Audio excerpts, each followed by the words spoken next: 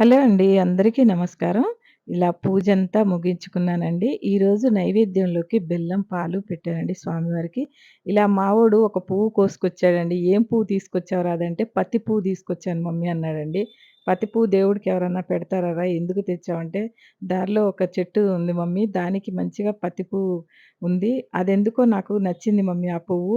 పత్తి పెడతాం కానీ దీపారాధనకి పత్తి పువ్వు వాడకూడదా మమ్మీ? పెట్టంటే పెట్టని ఇంక నేను ఇన్ని పూలు పెట్టుకుంటే వాడు తీసుకొచ్చి ఆ పువ్వు పెట్టాడండి ఈరోజు.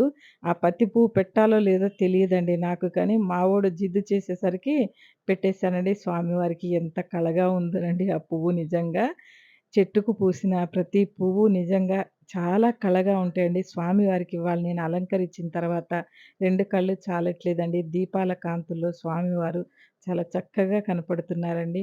ఏంటంటే మనం చేసుకునే పూజ ప్రతిరోజు ఏదో ఒకటి ఇవ్వాలని కాదండి. మన ఇంట్లో ఇలా దేవుడికి సేవ చేసుకుంటే మంచిది.